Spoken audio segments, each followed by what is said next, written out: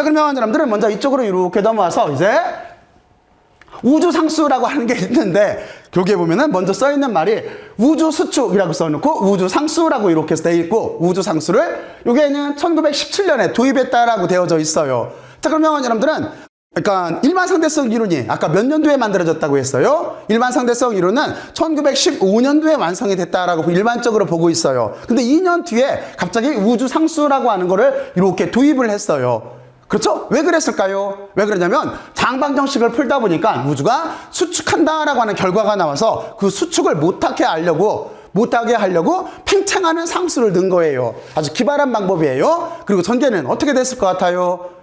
이게 현대 우주론에서 정말로 유명한 얘기인 거잖아요. 아인슈타인은 여기에서 첫 번째, 내 일생에 최고의 실수였다라고 하는 말도 찾았고, 그리고 또 하나, 지금 입장으로 보면은 야, 우주상수라고 하는 게 참 기가 막힌 발상이었다라고 하는 것도, 그러니까 다시 말해서 동전의 양면처럼 존재를 하는 게 여기에는 우주상수라고 하는 개념이에요. 자, 그러면 여러분들은 먼저 이렇게 이해를 해놓고 나서, 자, 이제 이쪽에 본론으로 들어가기 전에 한 가지를 먼저 이해를 해야 돼요. 도대체 이거를 왜 도입을 했나 하는 그 부분에 대해서 한번 생각을 해보죠. 근데 그 부분에 대해서 생각하기 전에 먼저 한 가지 먼저 알고 넘어가야 될 게 있어요. 어떤 거냐면 이 당시까지 알려져 있는, 그리고 지금까지 알려져 있는 우주의 기본 모델이 있어요. 그 모델이 몇 개까지 있는데 먼저 거기에 대해서 여러분들이 개념이 먼저 있어야 돼요. 그 부분에 대해서 잠깐 먼저 살펴보죠. 자, 그러면 이쪽으로 이렇게 넘어오게 되면은 어떤 게 있냐면 정적 우주론이라고 하는 게 있어요. 그리고 동적 우주론이라고 하는 게 있어요. 그리고 나서 동적 우주론에는 정상 우주론이라고 하는 게 있어요. 그리고 또 하나 팽창 우주론이라고 하는 게 있어요.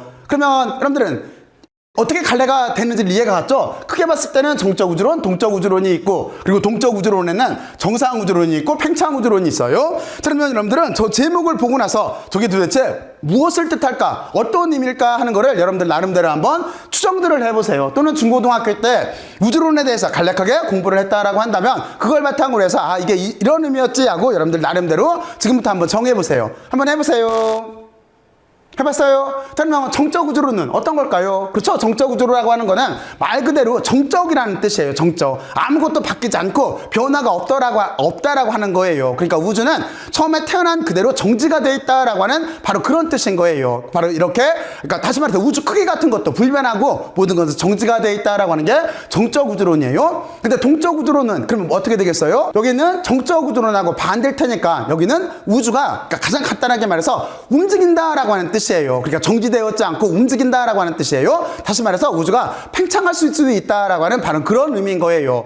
자, 그러면 이렇게 돼 있고, 그러면 여기 동적 우주론 중에서 정상 우주론이 있고 팽창 우주론이 있어요. 여기는 어떻게 구별하면 될까요? 여기는 먼저 여러분들은 저런 걸 구별할 때는 공통점과 차이점을 이해를 하면 되는 거겠죠. 자, 그래서 먼저 정상 우주론과 팽창 우주론이라고 하는 거에 공통점은 어떤 게 있냐면 우주가 팽창한다라고 하는 거는 서로 공통적인 거예요. 우주가 팽창한다라고 하는 거, 이거는 정상 우주론이나 팽창 우주론이나 똑같이 가지고 있어요. 그리고 또 하나, 우주라고 하는 거는 그리고 여기서 하나 어떤 생각을 해야 되는 거냐면 우주가 팽창을 하는데 우주에 중심점이 없는 팽창을 하고 있다라고 하는 것도 서로 같아요. 우주가 팽창을 해요. 하지만 중심점이 없는 팽창을 하는 거예요. 자, 그러면 여러분들은 중심점이 없는 팽창이다라고 하는 걸 머릿속으로 상상들을 한번 해보세요. 전에 여러분들한테 특수상대성 이론을 설명을 할 때도 그때 얘기를 해줬지만 여러분들이 수류탄이 있어요. 수류탄이 빵 하고 터지는 거는 거기는 중심이 있는 팽창인 거죠. 그런데 여러분들이 만약에 어떤 건포도가 든 빵을 굽는다고 생각을 해봐요. 그러면 빵이 부풀어 나면은 건포도 사이의 간격은 자동으로 멀어지죠. 이렇게 생각을 해도 되고, 또 하나는 여러분들이 풍선을 하나 생각을 해요. 풍선에다가 점을 찍어요. 그리고 풍선을 불어요. 그러면 풍선을 불게 되면은 각 점도 각자 다 멀어지게 될 거예요. 바로 이런 식 팽창이 우리가 중심이 없는 팽창이에요. 이거는 여기는 정상 우주론이나 팽창 우주론이 서로 같아요. 그리고 또 하나, 거리가 멀어질수록 여기 은하의 속력도 빨라지게 되어져 있어요. 이것도 똑같아요. 이 얘기는 사실 나중에 허블이 찾아낸 건데, 이거를 우리가 허블이 찾아낸 건데, 바로 이 부분에 대해서는 여러분들이 좀 이따가 허블에 대해서 배울 때 한번 여러분들하고 다시 한번 설명을 해줄게요. 하여튼 이런 식은 여러분들이 여기서 공통점을 하고 이렇게 알고 있으면 되는 거예요. 자, 그러면 여러분들은 그러니까 우주는 중심점이 없는 팽창을 한 거예요. 그리고 또 하나 우주는 멀어질수록 후퇴 속도도 빨라지는 거예요. 우주가 멀리 있으면 멀어질수록 후퇴 속도도 더 빨라지게 되어져 있어요. 자, 그러면 여러분들은 여기까지 일단은 잘 이해를 했고, 그리고 또 하나 이런 거를 우리가 뭐라고 하냐면 허블, 그리고 좀 이따 나오겠지만 르메트르 상수라고 하는 거예요. 르메트르 두 분이 만들었어요. 바로 거기에 대해서 여러분들은 좀 이따가 이렇게 배우게 될 거예요. 자, 그러면 어쨌든 이렇게 돼 있고 이제 하나 어떤 걸 알아야 되겠어요? 그렇죠. 이제 여러분들은 차이점에 대해서 생각을 해봐야 돼요. 그럼 차이점에서 가장 대표적인 거는 하나를 딱 생각하면 돼요. 여기에는 정상우주론이라고 하는 여기에서는 어떻게 되는 거냐면 물질이, 다시 말해서 질량체가 계속 생성이 되는 거예요. 머릿속으로 상상할 수 있어요? 그러니까 여기에서는 물질이 생성이 된다라고 하는 특징이 있어요. 그러니까 어떻게 되는 거냐면 물질이 계속 생성이 되기 때문에 질량이라고 하는 거는 우주에 따라서 우주가 팽창하면 팽창할수록 계속 질량은 증가하는 거예요. 그러면 질량이 증가하면 팽창하는데 질량도 증가하면 밀도는 어떻게 되겠어요? 밀도는 항상 일정하겠죠. 바로 이런 식 모양을 가지고 있는 게 여기에는 정상우주론이라고 하는 거예요. 그리고 이 정상우주론을 주장했던 분이 호일이라고 하는 분이에요. 프레드 호일을 중심으로 이렇게 정상우주론이 있었는데 지금 생각해보면은 이거 에너지 보존 법칙에도 안 맞고 좀 이상하지 않은가 라고 생각할지 모르잖아요. 그런데 이상하게도 당대에는 많은 물리학자들이 여기에는 또는 천문학자들이 여기에는 정상우주론이라고 하는 거를 꽤 많이 지지를 했어요. 좀 이상하죠? 그렇죠? 그리고 이거는 프리드리히 호일이 왜 주장을 했냐면 나중에 이제 빅뱅 우주론이라고 하는 게 나오는데 우주에는 빅뱅 우주론에는 어떻게 되겠어요? 빅뱅 우주론에는 빵 터졌으니까 처음에 어딘가 한 점일, 이걸 싱귤러 포인트라고 물론 부르기는 하는데 그 싱귤러 포인트보다 좀 더 큰 어떤 단계에서 빵하고 터졌다라고 하는 게 그 빅뱅 우주론이잖아요. 그래서 호일은 정상 우주론을 주장을 하면서 우주에 시작이 있었다라고 하는, 팽창을 하려면 빅뱅을 하려면 시작이 있어야 되는 거잖아요. 그 시작이 있었다라고 하는 빅뱅 우주론이 싫었어요. 싫었기 때문에 거기에 대항하기 위해서 이렇게 정상 우주론이라고 하는 걸 이렇게 창안을 해냈어요. 그런데 여기에서 조지 가모프나 또는 프리드만 같은 그런 물리학자들은 그렇지가 않고 어떻게 생각을 했냐면 어떤 우주가 팽창하기는 하는데 거기에 물질 생성은 없다라고 본 거예요. 물질은 생성되지 않아요. 여기는 팽창우주론, 여기에서는 팽창을 하는데 물질은 생성되지가 않아요. 그러니까 어떻게 되겠어요? 그 우주 안에 있는 전체 질량은 일정하겠죠. 근데 팽창은 하고 질량은 일정하면 어떻게 되겠어요? 밀도는 떨어지게 되어져 있어요. 그리고 또 하나 온도도 감소하게 되어 있는 거예요. 온도도 떨어지게 되어져 있는 거예요. 바로 이런 식으로 보고 있는 게 여기에는 팽창우주론이에요. 자, 그러면 여러분들은 이제 이 네 가지 우주론에 대해서, 그러니까 두 가지, 그리고 다시 두 가지, 여기에 대해서 여러분들 나름대로 지금부터 한번 정리들을 한번 해보세요. 저 한번 해보세요. 해봤어요? 그리고 제가 조금 아까 여기에서 이쪽에 있는 팽창우주론이라고 하는 걸 주장했던 분이 조지 가모프라고 하는 말을 했는데 바로 이분이 나중에 빅뱅 우주론의 1948년도에 이때 창시자가 돼요. 바로 여러분들은 이런 식 구조를 가지고 있다라고 하는 거를 먼저 한번 이해를 해놓으면 돼요. 자, 그러면 다시 한번 얘기할게요. 여러분들 다시 이쪽으로 와서 정적우주론, 동적우주론, 그리고 정상우주론, 팽창우주론에 대해서 다시 한 번만 생각들을 머릿속으로 해보세요. 해봤어요? 주요 특성들 이해가 가요? 자, 그러면 잘 이해를 했을 거라고 생각을 하고, 자, 그러면 이제 아인슈타인 입장으로 들어오죠. 아인슈타인은 여기에는 이렇게 유명한 장방정식을 이렇게 만들었어요. 그러니까 다시 말해서 중력장 방정식을 만들었어요. 그리고 나서 이 중에 일부 해를 구해봤던 거예요. 근데 갑자기 어떤 결과가 나왔냐면 다음과 같은 결과가 이렇게 나왔어요. 해를 구해보니까 우주가 수축한다라고 하는 결과가 나왔어요. 자, 그러면 여기에서 아인슈타인은 이 중에서 어떤 우주론 입장을 취했을까요? 여러분들 생각에는 어떤 입장을 취했을 것 같아요? 우주가 갑자기 그러니까 수축을 하고 있는 거예요. 그래서 어떤 입장을 취했을 것 같아요? 아인슈타인은 여기서 어떤 입장을 취했냐면 정적 우주론 입장을 취했어요. 그럼 아까 정적 우주론이라고 하는 게 어떤 입장이라고 그랬어요? 정적 우주론이라고 하는 거는 모든 게 다 정지돼 있다라고 하는 그런 입장이라고 했죠. 그러니까 아무런 변화가 없는 거예요. 처음부터 끝까지 그냥 정적으로 그대로 있는 우주론이 아인슈타인 생각에는 저게 더 자기가 생각하는 그런 어떤 철학적 관념 그리고 물리적 관념에서 더 맞다라고 생각을 했어요. 그래서 여기서 어떻게 했을 것 같아요? 바로 이런 문제가 발생을 해서 아인슈타인은 여기서 어떻게 생각을 했냐면 다음과 같이 이렇게 동적인 우주라고 하는 거를 어떻게 보면은 고수를 하기 위해서, 그래서 수축하지 않는 우주를 만들기 위해서 새로운 항을 도입해야 되겠다라고 하는 특이한 발상을 해요.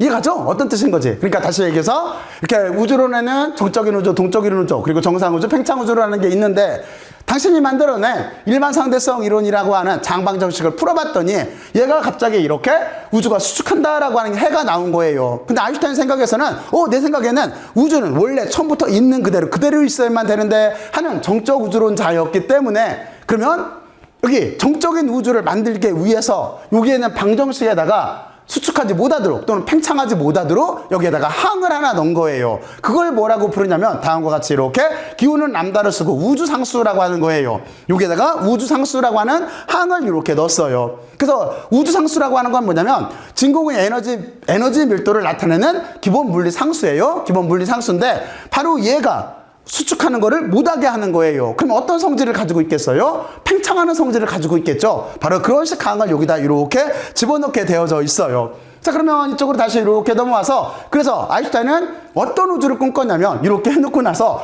만족을 했어요. 어떻게 만족을 했냐면 내가 만든 우주론을, 여기 있는 장방정식을 가지고 우주론을 써보니까 어떻게 된 거냐면 정적이고, 그렇죠? 그리고 팽창하지, 여기 수축하지 못하게 했으니까 정적이고, 그리고 곡률이 0보다 크고, 그리고 경계가 없으면서 유한한 우주론을 이렇게 주장을 하게 된 거예요. 그러면 여러분들은 지금 여기를 다시 한번 봐요. 정적이고 곡률이 0보다 크고 경계가 없으면서 유한한 우주. 그러면 여러분들은 이 중에 여기 세 개의 우주 모델이 있어요. 이 세 개의 우주 모델 중에서 어떤 걸 지칭하고 있을까요? 여기 있는 이 말은. 그러면 세 개의 우주 모델에 대해서 먼저 한번 알아볼게요. 여기는 뭐냐면 그냥 평면이에요. 삼각형의 합이 180도인 바로 이런 식 평평한 우주예요. 그리고 여기는 말한장 우주라고 하는데 실제 여기는 어떻게 되어 있는 거냐면 삼각형의 합이 180도보다 작은 공간이에요. 작은 이런 우주예요. 그리고 여기는 구형 우주라고 하는데 여기는 삼각형의 합이 180도보다 큰 공간이에요. 바로 이 중에서 여기 정적이고 곡률이 0보다 크고 경계가 없으면서 유한한 우주, 어떤 걸까요? 그렇죠? 아인슈타인이 생각했던 우주는 바로 다음과 같이 이렇게 된 구형 우주예요. 그래서 제가 여러분들한테 아까 우주 팽창 얘기를 할 때 풍선에다 바람 넣기를 비교를 했던 거예요. 다시 한번 머릿속으로 생각을 해봐요. 풍선이 있어요. 풍선에다 점을 찍어요. 점을 찍고 풍선을 불게 되면은 틀림없이 풍선은 팽창하게 되고, 그렇죠? 풍선이 팽창을 하게 되면은 각 점도, 그 표면 위에 있는 각 점도 서로 멀어지게 될 거예요. 그리고 크기는 어때요? 유한하죠? 크기도 유한하고, 그리고 곡률은 어떻게 돼요? 0보다 크죠? 바로 이런 식 우주를 이렇게 만들어냈던 거예요. 그죠? 경계가 없으면서 유한한 우주를 이렇게 만들어냈던 거예요. 자, 그러면 여러분들은 여기까지 다시 한번 여러분들 나름대로 이렇게 한번 정리들을 한번 해보세요. 지금부터 한번 해보세요.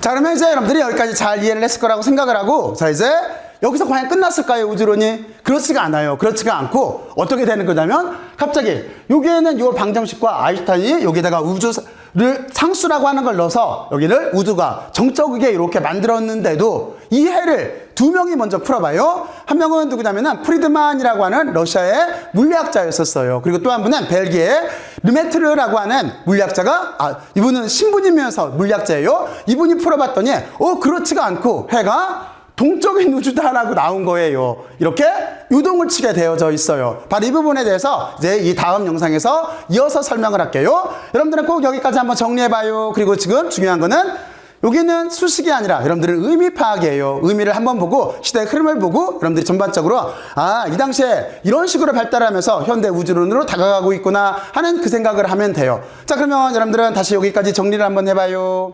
저는 이제 동적인 우주 이쪽으로 들어가서 설명을 할게요. 그러면서 여기에는 우주 상수가 결국에는 어떻게 되나 하는 이 얘기를 이렇게 해줄게요. 자, 그러면 다음 동영상으로 넘어갈게요.